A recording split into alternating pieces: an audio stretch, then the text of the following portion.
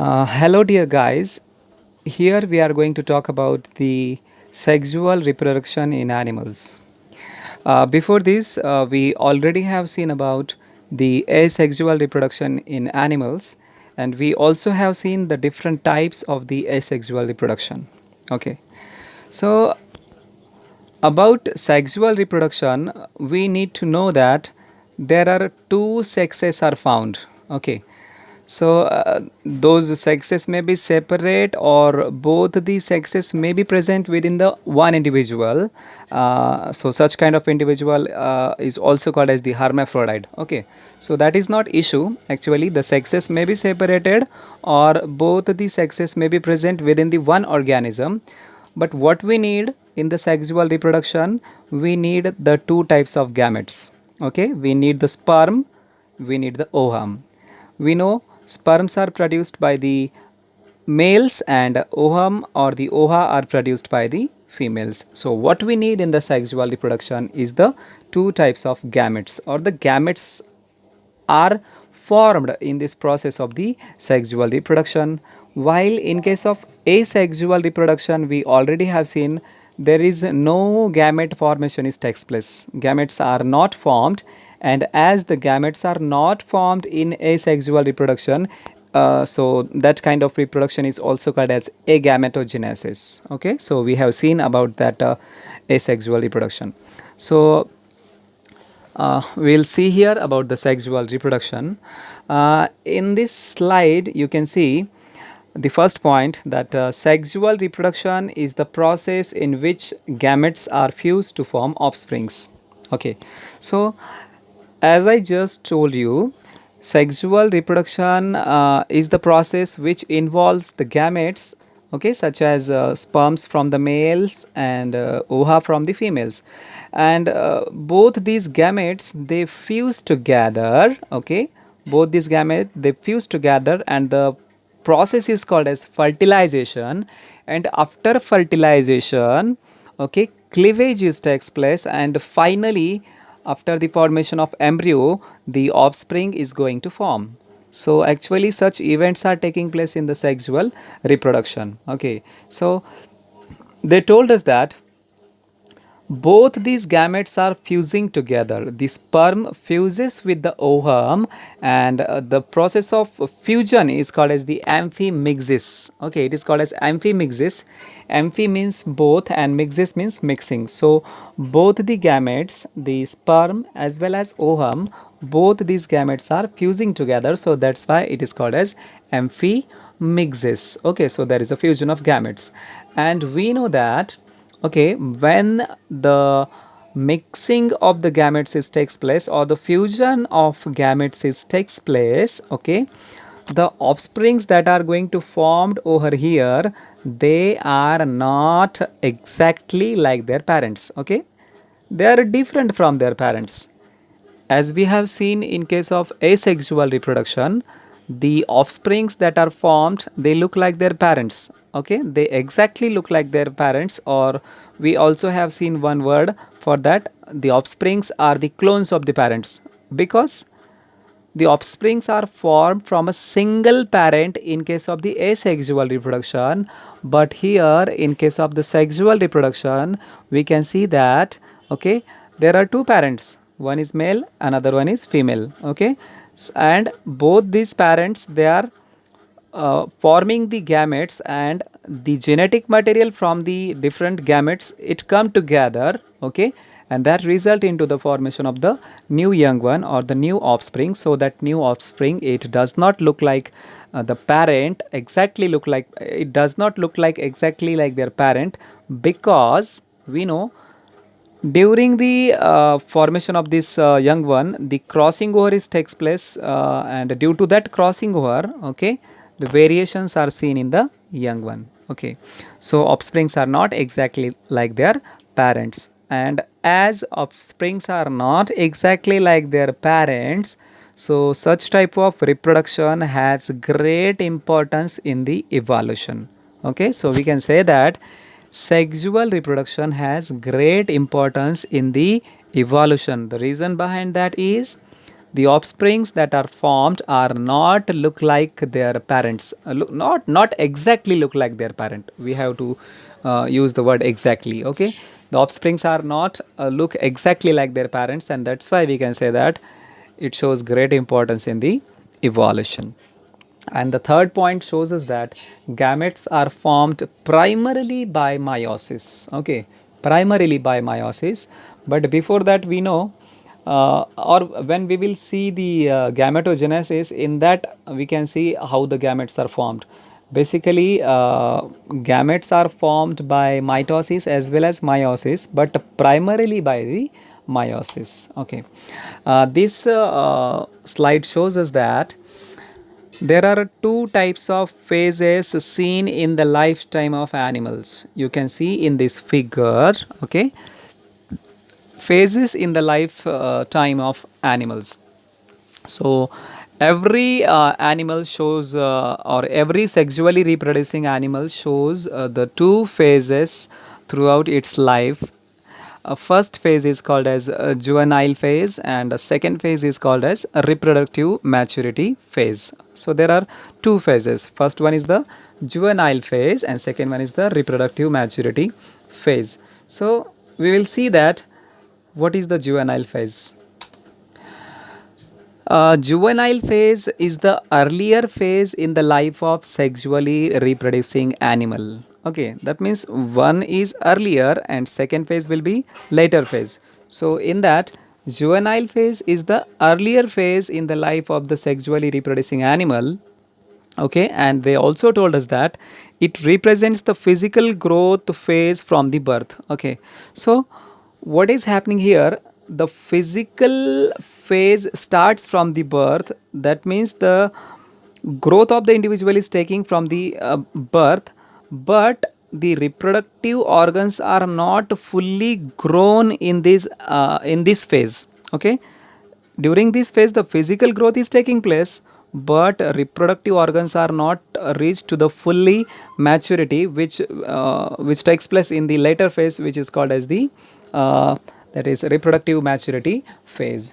So this is about the juvenile phase. That means the third point here obviously says us that during this phase animals do not reproduce. Okay, as I told that the reproductive organs do not reaches to the maturity, and that's why during this phase the organisms do not reproduce. So in the juvenile phase organisms do not reproduce. Next phase in the lifetime of that sexually reproducing animals is the reproductive maturity phase.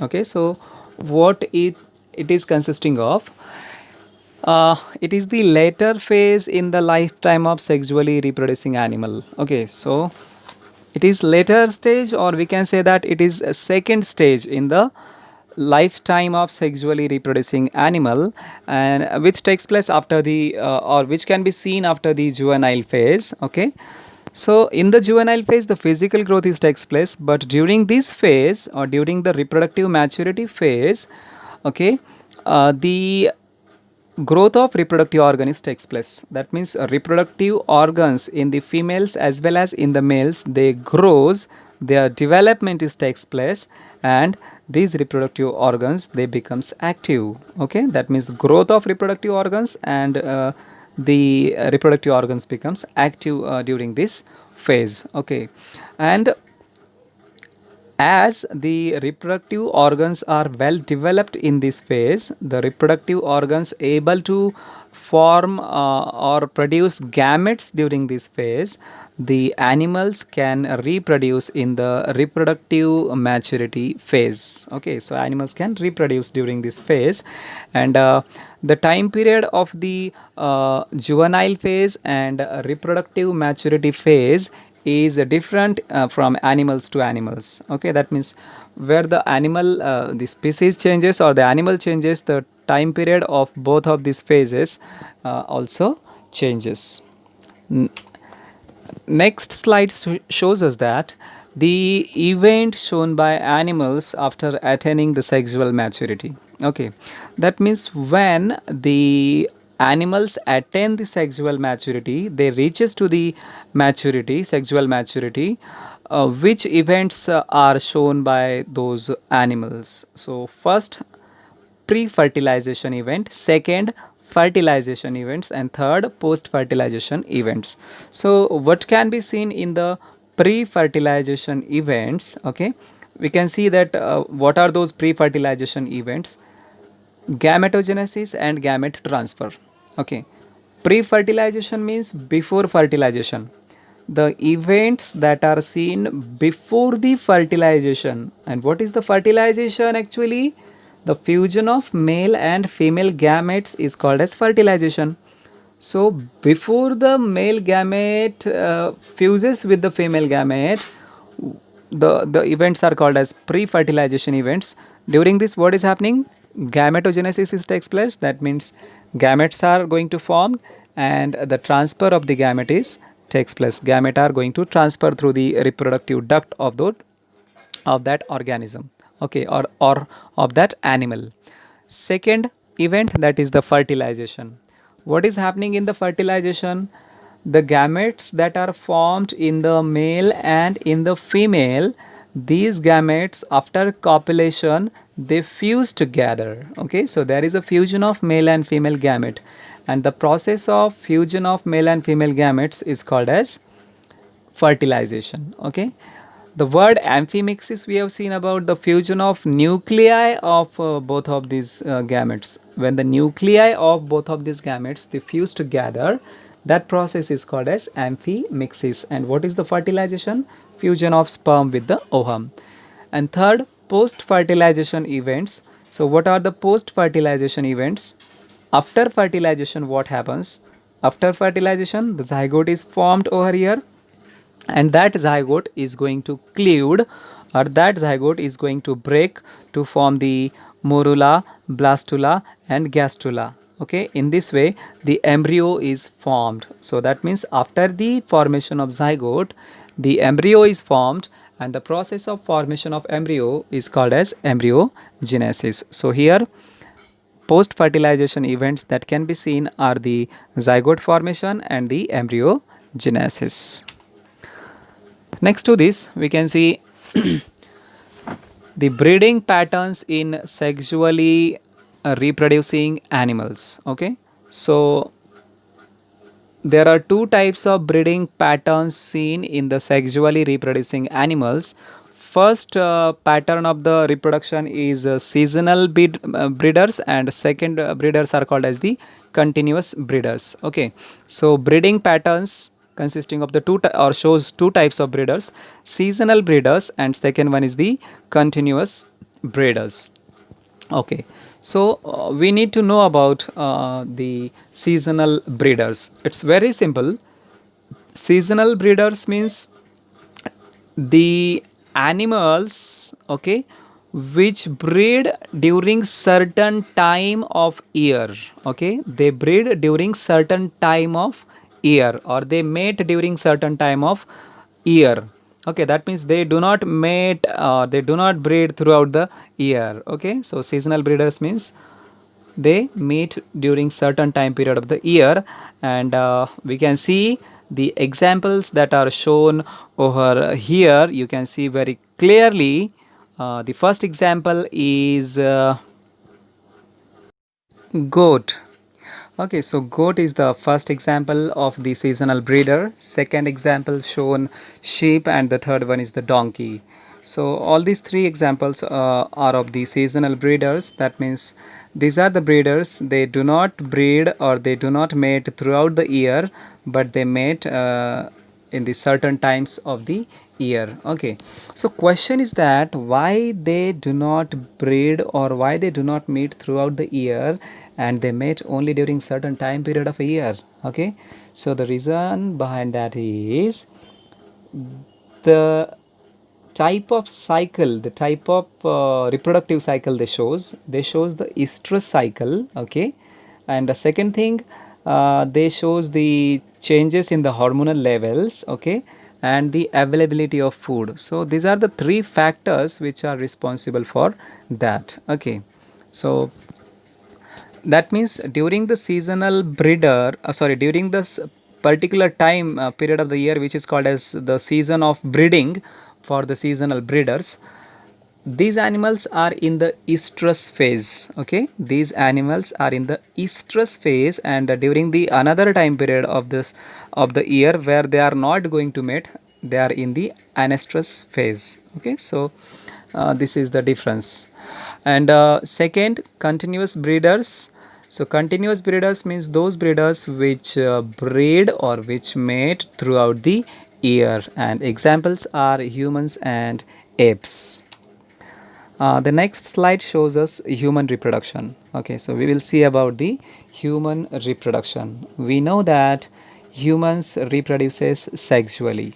Okay, as we have seen in the humans, the sexes are separate, male is separate and the female is separate. So sequential steps in the reproduction. So that means reproduction consisting of the various steps, and these steps are given here in the sequence. The first step in the reproduction is gametogenesis. That means the gametes must be formed. Okay, the sperms must be formed in the female, and sperms must be formed in the male, and ovum must be formed in the female. Second, insemination. Insemination means the release of semen into the female reproductive tract, that is the insemination. So this insemination is takes place during the process of a copulation. Next to that, third step, that is the internal fertilization. Okay, so what happens during the insemination? The semen is introduced into the female reproductive tract or into the vagina of the female, so that that semen contains the sperms. Okay, and those sperms, they passes towards the fallopian tubes of the female, where the egg waits for those sperms for the fertilization. Okay, when the sperm reaches up to the ovum, so the sperm and ovum, they fuse together, and this is called as the fertilization. And the fertilization is takes place within the body, that's why it is called as internal fertilization. The next step that is given over here, zygote formation. We already have seen the fertilization leads into the formation of the zygote.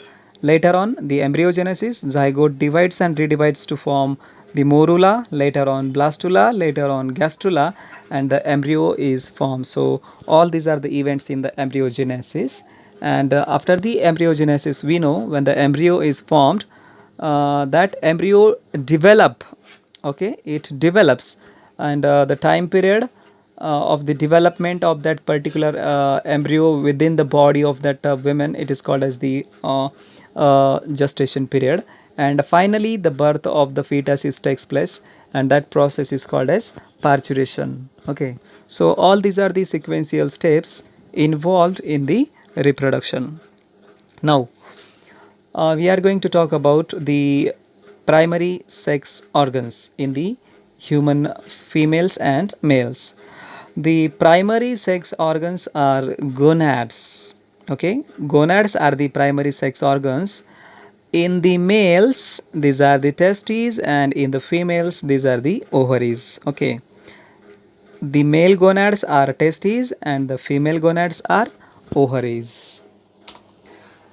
And this is the next slide. Okay, uh, it shows us that the organs other than gonads are called as secondary sex organs. So we have seen gonads in males and females are called as primary sex organs, and the organs other than gonads, these are called as secondary sex organs. So the secondary sex organs in the males are mainly scrotum and testes and male genitalia, which is called as the penis, while in case of female, the vulva and its different parts. So we will see this in detail later on.